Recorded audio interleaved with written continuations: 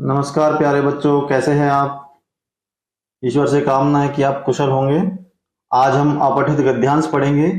ऐसा गद्यांश जिसे हमने नहीं पढ़ा हो, अर्थात आपकी कक्षा की हिंदी की पाठ्य पुस्तक में जो नहीं है, आपको उसे ध्यानपूर्वक पढ़ना है और उससे पूछे गए प्रश्नों के उत्तर आपको देने होते हैं। तो चलिए शुरू करते हैं। इससे पहले आप चैनल को सब्सक्राइब नहीं किया है तो सब्सक्राइब कर लें और दोस्तों के साथ में शेयर कर दें। तो चलो शुरू करते हैं। अपठित गद्यांश।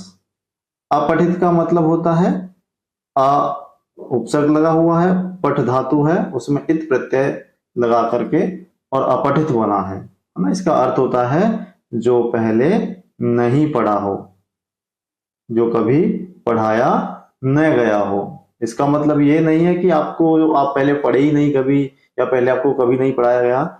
इससे मतलब है कि आपकी जो जिस क्लास में आप पढ़ रहे हैं उसकी हिंदी की पाठ्य पुस्तक में वो नहीं है, उससे बाहर है।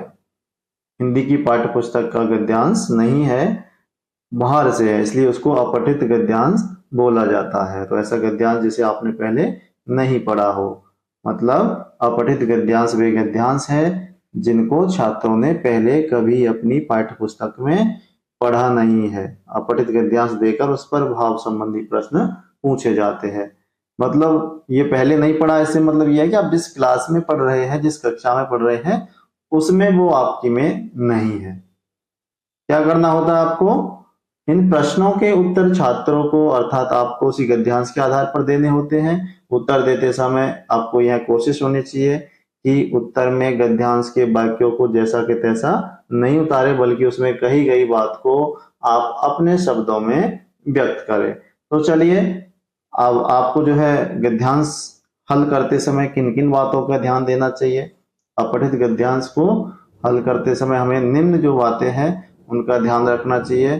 कौन कौन सी है देखते हैं। पहला है, आपको सबसे पहले उस गद्यांश को एक दो बार अच्छे से मौन वाचन करेंगे तथा उसे समझने का प्रयास करेंगे। उसके बाद आपका तदुपरांत प्रश्नों को अलग अलग पढ़े और प्रत्येक प्रश्न के संभावित उत्तर वो गद्यांश में रेखांकित करें। मतलब आपको लग रहा है कि यहाँ से उत्तर पूछा जा सकता है, प्रश्न पूछा जा सकता है, या फिर हमारा यहाँ पर उत्तर बन सकता है, उसे पहले से ही रेखांकित करके आप रख लें। और उसके बाद है आपका प्रश्नों के उत्तर जहां तक संभव हो संक्षिप्त में हो, सारगर्भित हो, अच्छे हो, अपनी भाषा में लिखे गए हो। जितना पूछा गया है उतना ही उत्तर देने की कोशिश करें, अनावश्यक उसका विस्तार ना करें, या फिर बिल्कुल जो पूछा गया उससे छोटा भी ना करें। शब्द सीमा का भी आपको ध्यान रखना होगा। अगर बहुविकल्पीय प्रश्न दे रहे हैं तो उसमें से आपको एक विकल्प का चयन करना होगा।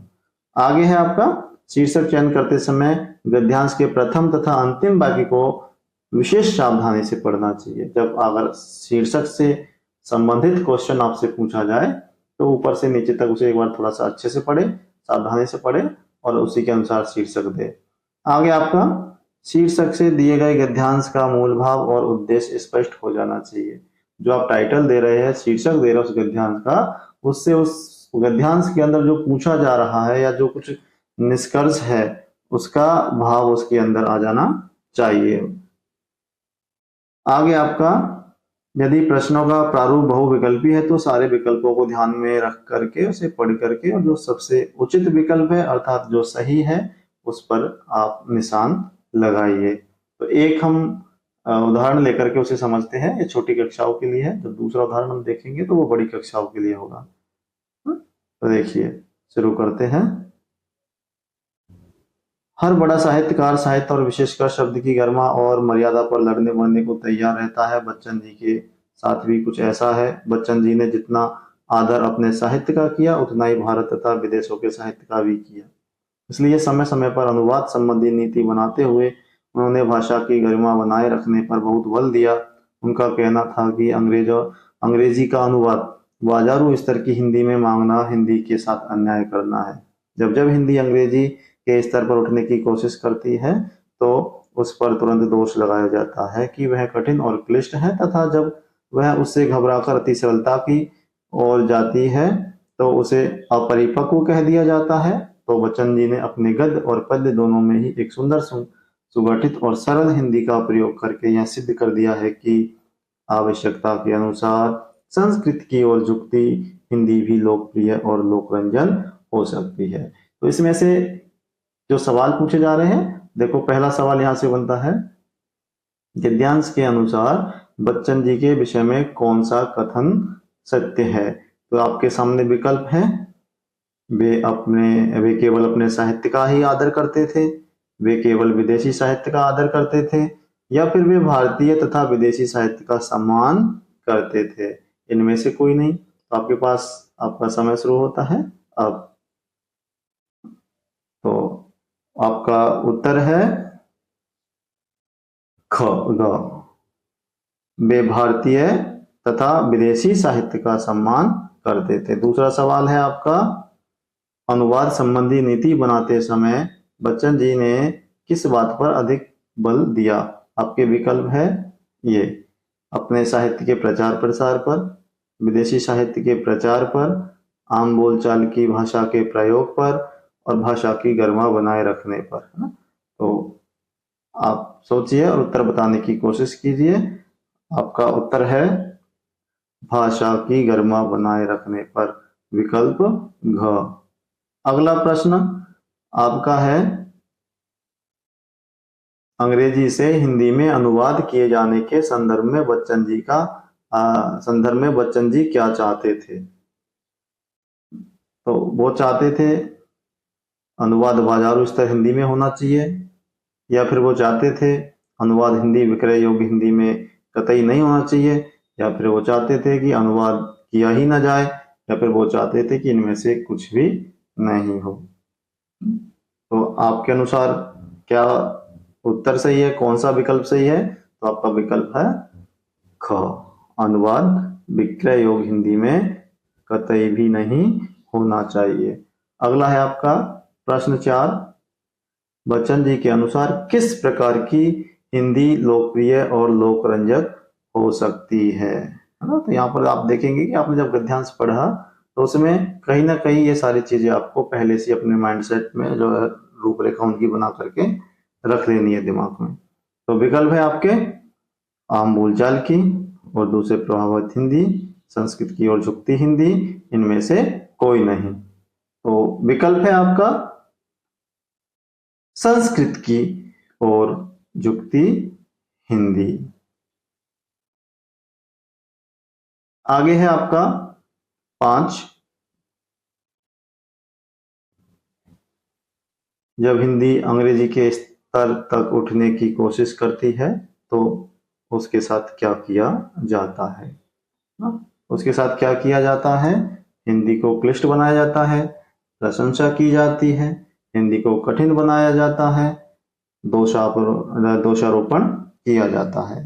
तो नीचे में आपका लिखा हुआ है कि उस पे जो है दोष गढ़ दिए जाते हैं, उस पर तुरंत दोष लगा दिया जाता है। तो आपका विकल्प है विकल्प घ, उस पर दोषारोपण किया जाता है। अगला आपका दूसरा जो गद्यांश है वो 9, 10 और 11वीं क्लास के बच्चों के स्तर के अनुसार है, और उसमें जो प्रश्न पूछे जाएंगे इस वर्ष 2024-25 जो बोर्ड है उसी के अनुसार बनाए गए हैं। आप ध्यानपूर्वक पढ़ें और उनको समझने का प्रयास करें।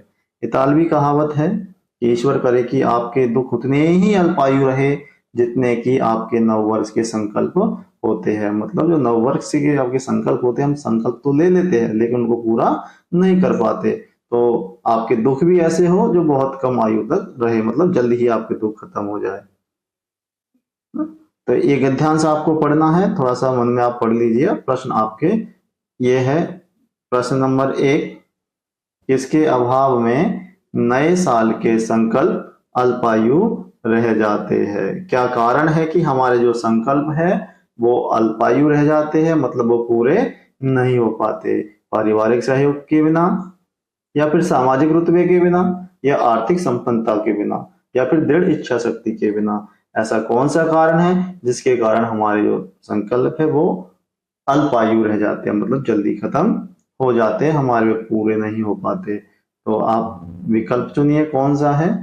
आपका उत्तर है विकल्प घ, दृढ़ इच्छा शक्ति के बिना, क्योंकि हम संकल्प तो ले लेते हैं लेकिन इच्छा शक्ति हमारे अंदर नहीं होती कि हम उनको पूरा कर पाए और रास्ते में अपने संकल्पों को हम छोड़ देते हैं।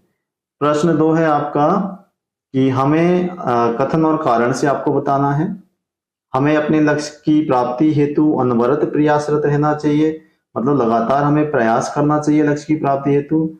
विकल्प दूसरा है आपका कि कई बार उचित समय की प्रतीक्षा हेतु स्वयं को निष्क्रिय भी करना पड़ता है, मतलब अच्छे समय की प्रतीक्षा करने के लिए क्या हमको अपने आप को निष्क्रिय कर देना चाहिए, प्रयास नहीं करना चाहिए?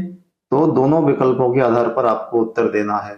विकल्प क और ख दोनों सही है, या फिर विकल्प क सही है विकल्प ख गलत है, विकल्प क गलत है विकल्प ख सही है, विकल्प क और कथन ख दोनों गलत है।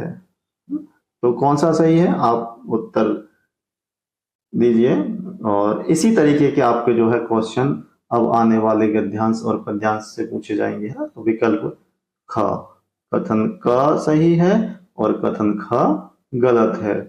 प्रश्न 3 है इसका आपका कि उपयुक्त गद्यांश का मुख्य संदेश क्या है, ये गद्यांश आपको क्या संदेश देना चाह रहा है। विकल्प है आपके कुशलता पूर्वक और सच्ची निष्ठा से कार्य करे, आत्मविश्वासी और ईमानदार बने, भाग्यवाद छोड़े और कर्मवाद अपनाए, समझदार और भावुक बने। तो आपको क्या लगता है इसे गद्यांश को पढ़ करके कि कौन सा उत्तर सही होगा? तो आप उत्तर का चयन कीजिए। आपका उत्तर है कि विकल्प ख, भाग्यवाद को छोड़े और कर्मवाद अपनाए, अर्थात भाग्य के सहारे ना रहे और कर्म करते जाए। तो अब जो 10वीं क्लास में 9वीं क्लास में गद्यांश आएंगे वो इस तरीके के आएंगे। 3 आपका बहुविकल्पीय प्रश्न वाले होंगे, चौथा आपका लघु उत्तरात्मक होगा जिसका आपको लिख करके उत्तर देना है। तो चौथा प्रश्न इस तरीके से आ सकता है आपका, जैसे यहाँ पे है स्वयं प्रेरणा क्या है। यहां से आपको आंसर देना है कि स्वयं प्रेरणा क्या है। स्वयं प्रेरणा आपकी जो आंतरिक ऊर्जा है जो हमें अपने लक्ष्यों की दिशा में आगे बढ़ने के लिए प्रेरित करती है, अर्थात स्वयं प्रेरणा हमारी अंदर की वो ऊर्जा है जो हमें अपने लक्ष्यों को प्राप्त करने के लिए अर्थात उनको आगे बढ़ने के लिए हमें प्रेरित करती है। ये 2 नंबर के होंगे और पहले जो 3 थे वो 1-1 नंबर के होंगे। तो 3 और 2 5 हो गया। दूसरा सवाल 5 नंबर वो भी 2 नंबर का होगा आपका। तो ये 7 नंबर का आपका ऐसे एक गद्यांश आएगा और 7 ही नंबर का अपठित पद्यांश आएगा। व्यक्ति की पात्रता किस प्रकार उसकी सफलता में मदद कर सकती है? तो व्यक्ति की पात्रता किस प्रकार मदद कर सकती है उसकी? उत्तर है आपका व्यक्ति की पात्रता उसे अपनी क्षमताओं को पहचानने, उन्हें विकसित करने के लिए प्रेरित करती है। इसके लिए निरंतर प्रयास और संवेदनशीलता की आवश्यकता होती है। गद्यांश के अनुसार इच्छा के साथ जब निरंतर निर्देशित स्वप्रेरित प्रयास जुड़ जाता है, जब पात्रता बन जाती है। इस तरीके से आपके ये अपठित गद्यांश थे। आप भी अपनी किताब से या गाइड से या कहीं से भी इस तरीके से गद्यांश को पढ़ करके और अभ्यास करने का प्रयास कीजिए। तो धन्यवाद और चैनल को सब्सक्राइब करें, दोस्तों के साथ साझा करें ऐसे ही वीडियो पाने के लिए। धन्यवाद।